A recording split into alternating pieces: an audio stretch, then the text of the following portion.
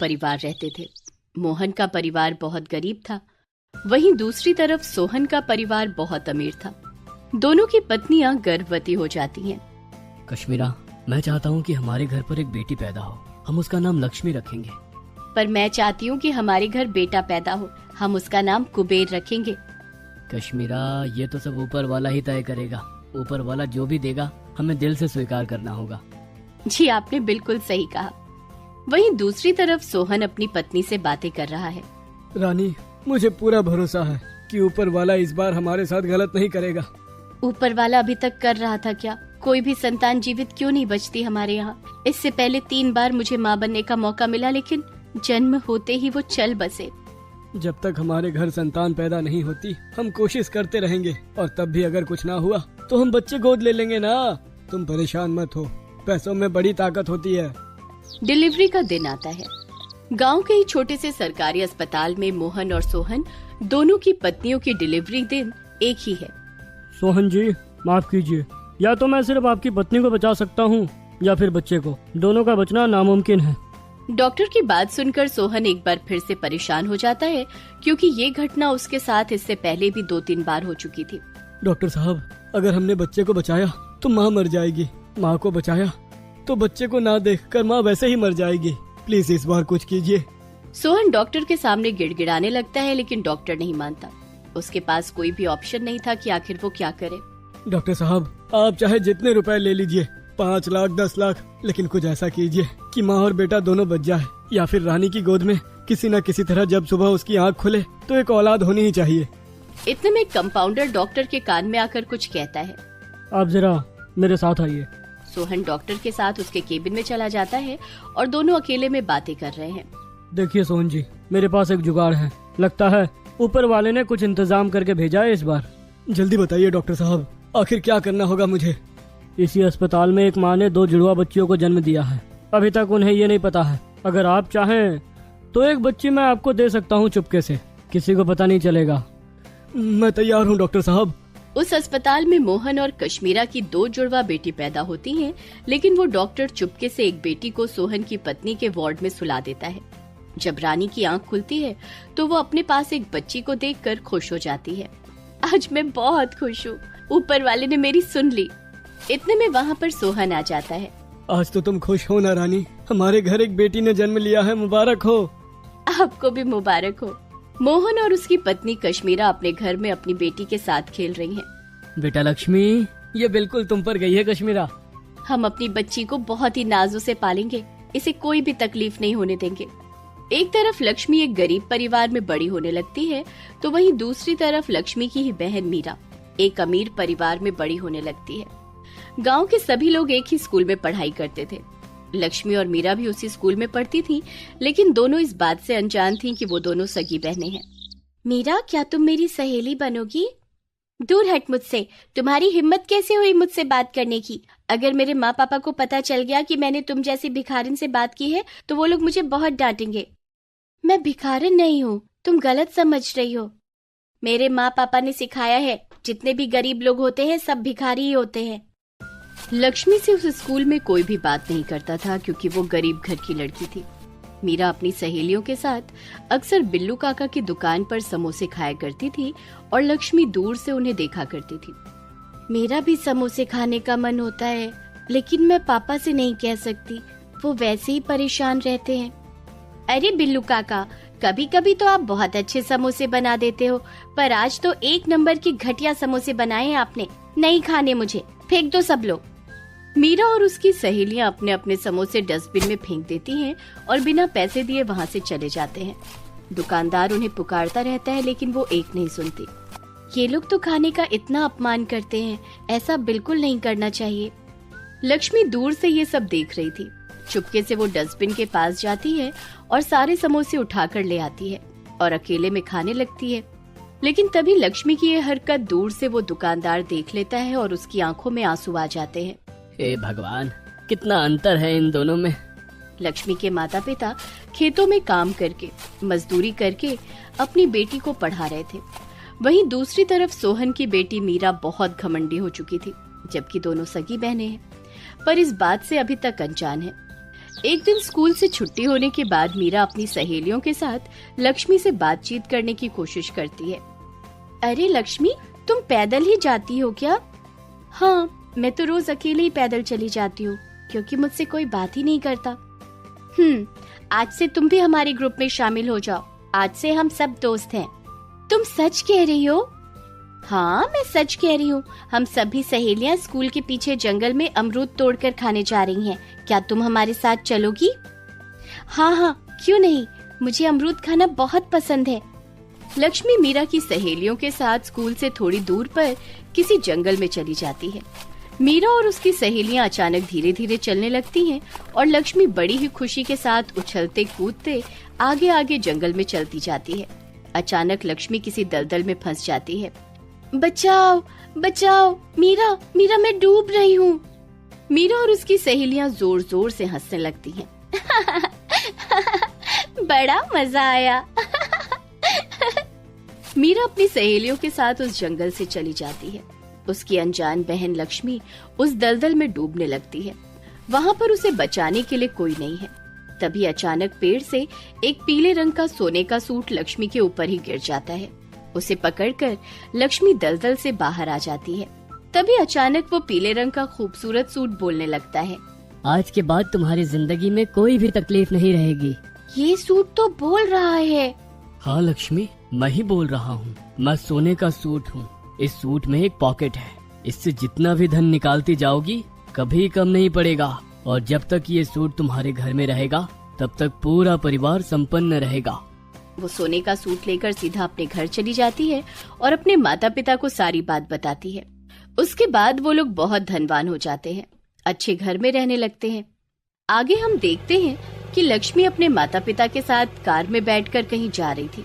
तभी मीरा की नजर उस पर पड़ जाती है। ये तो लक्ष्मी है। लक्ष्मी, लक्ष्मी। मीरा जोर जोर से लक्ष्मी को पुकारती है। उसकी आवाज सुनकर लक्ष्मी के पिता अपनी कार रोक देते हैं। मीरा उसके पास आ जाती है। लक्ष्मी, तुम तो पूरी तरह से बदल गई। तुम इतने दिन से स्कूल क्यों नहीं आ रही थी? उस जंगल वाली घटना के बाद मुझे बहुत पछतावा हुआ। मैं दोबारा वापस आई थी लेकिन तुम मिली ही नहीं। मैं तुमसे माफी मांगना चाहती हूँ। मेरे पापा ने दूसरे स्कूल में मेरा एडमिशन करवा दिया था, इसलिए मैं अब उस स्कूल में नहीं आती हूँ। और तुम मुझसे माफी मत मांगो। बच्चे तो ऐसी हरकतें किया ही करते हैं, उसमें बुरा मानने वाली क्या बात है? किस बात की माफी मांग रही हो बेटा? अरे कुछ नहीं पापा, हम लोग खेल रहे थे। मीरा ने उस खेल में बेईमानी कर ली थी, उसी की माफी मांग रही है और कुछ नहीं। इतने में वहाँ पर मीरा के पिताजी भी आ जाते हैं। उनकी हालत अब पहले से बहुत खराब हो चुकी थी। उनका सारा धंधा चौपट हो चुका था, इस वजह से अब वो लोग गरीब हो चुके हैं। मीरा, यहाँ क्या कर रही हो? पापा, ये मेरी सहेली है लक्ष्मी और ये उनके माता पिता। क्या मैं आप लोगों से कुछ बात कर सकता हूँ? हाँ, क्यों नहीं भाई साहब। मुझे पैसों का बहुत घमंड हो गया था, इसीलिए मेरा सारा बिजनेस चौपट हो चुका है। मैं सब कुछ पैसे को ही मानता था। एक बात मैं आपको बताना चाहूँगा, वरना मेरे अंदर वो एक बोझ सा हमेशा बनकर रहेगा। आखिर ऐसी क्या बात है जो आप मुझे बताना चाहते हैं? मैं आपका कर्जदार हूँ। उस दिन आपके घर एक नहीं बल्कि जुड़वा बेटी पैदा हुई थी। अगर आप चाहे तो डॉक्टर से पूछ लीजिए। मेरी पत्नी का मिसकैरेज हो गया था, लेकिन ये बात मैंने उससे छुपा ली और डॉक्टर को 5 लाख रुपए देकर चुपके से आपकी एक बेटी मैंने ले ली। इसका मतलब लक्ष्मी और मीरा सगी बहनें हैं? हाँ भाई साहब। लक्ष्मी मेरी बहन है। मैं बहुत खुश हूँ पापा। मैंने अपनी बहन के साथ कितना गलत किया। तो इस तरह से दोनों बहनों को पता चल जाता है कि वो दोनों सगी बहनें हैं। मोहन सोहन की बिजनेस में उसकी मदद करता है और दोनों परिवार एक साथ मिलकर रहने लगते हैं। सोनपुर गांव में पूनम की ननद संध्या के घर के ठीक सामने रहने वाले लड़के से उसकी शादी हो जाती है। ससुराल पड़ोस में ही होता है उसका। विदाई के वक्त संध्या फूट फूट कर रोती है। तभी उसकी भाभी पूनम अपनी ननद के कान में कहती है, ज्यादा ओवर एक्टिंग मत कर संध्या। दीवार के उस पार तो तेरा मायका है। कभी फुदक कर ससुराल में तो कभी फुदक कर मायके में। इसमें रोने वाली क्या बात है? अगर मैं नहीं रोई तो उस चाय वाले कांड की तरह फिर से ससुराल वाले रिश्ता तोड़ देंगे। कुछ महीने पहले। हमारी बिटिया रानी को तो आप जानते ही हैं, पंडित जी ने बताया ही होगा। पंडित जी ने बताया ही था, पर अगर वो ना भी बताते तो हमें आपकी बेटी के बारे में सब पता चल चुका है। ऐसा क्या पता चल गया आपको हमारी बेटी के बारे में घनश्याम जी? इससे पहले कि घनश्याम उसकी बात का जवाब दे पाते, उससे पहले घनश्याम की पत्नी राधिका बीच में बोल पड़ती है। इतना हैरान होने की बात नहीं है, जो हमें पता चला है वो शायद आपको भी नहीं पता। राधिका की बात सुनकर पूनम के सास ससुर यानी संध्या के माँ बाप थोड़ा टेंशन में आ जाते हैं। अरे आप लोग घबराइए मत, इसकी तो मजाक करने की आदत है। बात दरअसल ये है कि जब हम आपके घर आ रहे थे तो हम रास्ता भटक गए। हमने गांव वालों से जब आपके घर का रास्ता पूछा तो उन्होंने हमें बहुत इज्जत दी, पानी पिलाया, फिर घर के बाहर तक छोड़ गए। हाँ, गांव वालों ने बताया कि आपका परिवार पूरे गांव में सबसे अच्छा है, बहुत संस्कारी हैं आप लोग। ये बात सुनकर संध्या के माता पिता चैन की सांस लेते हैं। अरे बहन जी, हमारा पूरा गांव ऐसा ही है, सब एक दूसरे को अपना ही परिवार जैसा मानते हैं। यह बड़ी अच्छी बात कही आपने। अरे संध्या बिटिया, अरे ओ संध्या बिटिया। संध्या अपने कमरे में कानों में हेडफोन लगाकर गाने सुन रही थी। तभी उसके कमरे में उसकी भाभी पूनम आ जाती है। अरे ओ ननद जी, सासू माँ कब से आवाजें लगा रही हैं, सुनाई नहीं दे रहा क्या? तो आप मेरे पास काहे आ गई भाभी? कोई काम होगा, आप ही सुन लो ना क्या कह रही है माँ। काम चोर हैं आप। माँ जी, संध्या सो रही है, मैं आ जाऊं क्या? इतना सुनते ही संध्या की माँ भी उसके कमरे में आ जाती है। नहीं बहू, मैंने संध्या को आवाज दी है तो संध्या से ही काम होगा ना। माँ, आप अपनी बेटी के सामने अपनी बहू की तरफदारी कर रही हो। चुपचाप किचन में जाकर 5 लोगों के लिए चाय बना कर ला, बाहर कुछ मेहमान आए हैं। माँ, भाभी से बोल दो ना चाय बनाने को, भाभी बहुत अच्छी चाय बनाती है, और वैसे भी मैं अभी बिजी हूँ। इतना कहकर संध्या फिर से हेडफोन अपने कानों में लगाकर गाने सुनने लगती है, लेकिन उसकी माँ उसके कानों से हेडफोन खींच लेती है। उन लोगों को तेरे ही हाथ की चाय पीनी है। माँ, आप तो जानती हो मैं बहुत बुरी चाय बनाती हूँ, भाभी से बोल दो चाय बना दे। तू नहीं सुधरेगी बहू, तू ही चाय बना दे, तब तक मैं बाहर संभालती हूँ। ठीक है माँ जी। संध्या, तू चाय लेकर बाहर तो जा सकती है ना? हाँ, ये मैं कर सकती हूँ। ठीक है माँ जी, बस मैं 2 मिनट में चाय बनाती हूँ, आप चलो, मैं चाय के साथ संध्या को बाहर भेजती हूँ। देखा, बहू के रूप में मुझे एक बहुत अच्छी बहू मिली है। इतना कहकर पूनम की सास बाहर चली जाती है। अब कम से कम किचन में मेरी मदद तो कर ही सकती है। हाँ, क्यों नहीं भाभी, चलिए। पूनम चाय बना रही है और उसकी ननद संध्या सिर्फ देख रही है। चीनी का डिब्बा कहाँ गया? संध्या देखना चाय उबलने ना पाए, मैं चीनी लेकर आती हूँ। ठीक है भाभी। पूनम चीनी का डिब्बा ढूंढने लगती है। इतने में संध्या के दिमाग में खुराफात घूमने लगती है। भाभी को अपनी तारीफ सुनना बहुत पसंद है ना, आज मौका अच्छा है। इससे पहले कि पूनम कुछ देख पाती, संध्या जल्दी से उस चाय में ढेर सारा नमक और लाल मिर्च पाउडर डाल देती है और गाय की तरह सीधी बनकर खड़ी हो जाती है। ये डाल दी चीनी।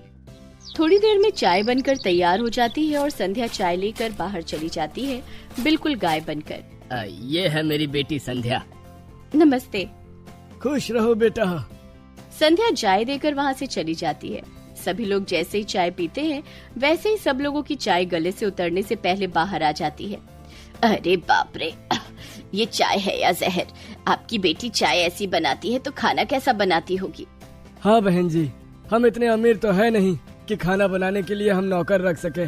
माफ कीजिए, हमें ये रिश्ता मंजूर नहीं है। चलिए यहाँ से। 1 मिनट, हमारी बात तो सुनिए। देखिए, अब हमें कुछ नहीं सुनना। वो लोग संध्या का रिश्ता ठुकरा कर वहाँ से चले जाते हैं। तुमने अपनी लाडली को चाय तक बनाना नहीं सिखाया, गांव वाले क्या सोचेंगे? वो लोग हमारा रिश्ता ठुकरा कर चले गए, कितनी शर्म की बात है। इसमें संध्या की कोई गलती नहीं है। पूनम, यहाँ आओ। क्या हुआ माँ जी? मत कहो मुझे माँ जी, तुम अपनी ननद से इतना जलती हो कि चाय में इतना सारा नमक और लाल मिर्च डाल दी ताकि संध्या की सबके सामने बेइज्जती हो जाए। ये तुम क्या कह रही हो? चाय तो संध्या ने बनाई है ना? नहीं बाबूजी, चाय मैंने ही बनाई है। क्या? इतने में पूनम का पति संजय वहाँ पर आ जाता है। क्या हुआ माँ, सब लोग एक साथ? बेटा, मैं पूनम को अपनी बेटी मानती थी, पर इसकी वजह से आज तेरी बहन का रिश्ता टूट गया।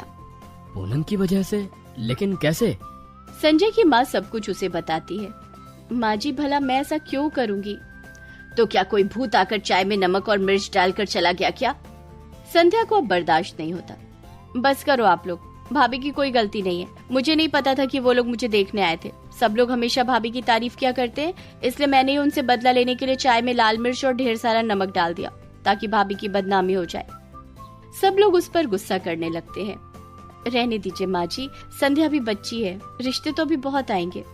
संध्या, अब तुम बड़ी हो गई हो, अपनी भाभी से चाय और खाना बनाना सीख लो। ठीक है भैया, भाभी मुझे माफ कर दो। संध्या माफी तो मांग लेती है, पर आलस की वजह से वो खाना बनाना नहीं सीखती।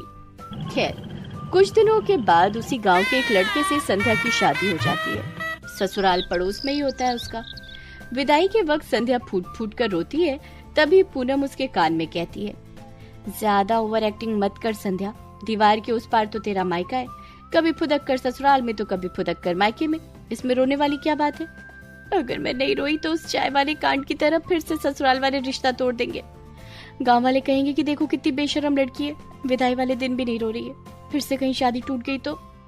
हो मेरी ननद बिल्कुल पागल है। सब कुछ बहुत अच्छा चल रहा था। एक रात संध्या का पति विवेक परिवार के साथ खाना खा रहा था। संध्या, तुम अच्छा खाना बनाना आखिर कब सीखोगी? अरे कम से कम अपनी भाभी से तो कुछ सीखो। संध्या अपने सास ससुर की तरफ देखती है। वो लोग सीधे साधे थे, उन्होंने खुद संध्या को पसंद किया था, इसलिए बेचारे कुछ बोल भी नहीं सकते थे। जी पति परमेश्वर, मैं एक दिन खाना बनाना जरूर सीख लूंगी। खाना खाने के बाद विवेक अपने कमरे में आता है और देखता है कि संध्या अपना बैग पैक कर रही है। अरे संध्या, कहाँ जाने की तैयारी है? मैं अपने मायके जा रही हूँ। तो बैग पैक करने की क्या जरूरत है? अच्छा, मुझे मायके जाने से रोकने की बजाय तुम पूछ रहे हो कि बैग पैक करने की क्या जरूरत है? अरे मेरा वो मतलब नहीं था संध्या। मैं बेवकूफ नहीं हूँ, ठीक है? अब मैं बिना पैक किए ही मायके चली जाती हूँ। अरे ठीक है, चली जाना, लेकिन अभी तो सो जाओ। ना ना ना ना ना ना, मैं सुबह नहीं, अभी मायके जा रही हूँ। संध्या उसी हालत में बाहर आ जाती है। दीवार के उस पार संध्या का मायका था, इसलिए वो दीवार फांदकर अपने मायके जाने लगती है। अरे पागल, रुको, इतनी रात में अपने घर वालों को परेशान मत करो, नीचे उतरो। मैं नहीं उतरूंगी। संध्या दीवार पर चढ़ी हुई है। आवाजें सुनकर मायके और ससुराल वाले बाहर आ जाते हैं। अरे संध्या, इतनी रात में दीवार पर क्यों चढ़ी हो? अच्छा, अब मैं पराई हो गई, अब मैं अपने घर भी नहीं आ सकती। अरे क्यों नहीं संध्या, लेकिन तुम दरवाजे से भी तो आ सकती हो, दीवार फांदने की क्या जरूरत है? ठीक है, मैं दरवाजे से आती हूँ भैया। संध्या उस रात अपने मायके आ जाती है। सुबह होते ही वो अपने आंगन में आती है और जोर जोर से अपने पति को आवाजें लगाती है। अरे अब क्या हो गया? मैं नहाने जा रही हूँ। हाँ, ये तो बहुत अच्छी बात है। अच्छा, और नहाने के बाद मैं बिना कपड़ों के घूमूं, यही चाहते हो तुम? हाँ, मैं समझ गया। 1 मिनट रुको, मैं 2 मिनट में तुम्हारा बैग लेकर आता हूँ। संध्या का पति विवेक कुछ बड़बड़ाते हुए घर के अंदर जाने लगता है। मैं इस दुनिया का पहला ऐसा पति हूँ जो अपनी पत्नी के मायके जाने के बाद भी खुश नहीं है। क्या बड़बड़ा रहे हो? नहीं, कुछ नहीं। विवेक भागकर अंदर जाता है और संध्या का बैग लाकर दीवार की दूसरी तरफ फेंक देता है। इतने में वहाँ संध्या की माँ, उसकी भाभी और विवेक की भी माँ आ जाती हैं, जिन्हें देखकर संध्या कुछ नहीं बोलती और अपना बैग उठाकर चुपचाप वहाँ से चली जाती है।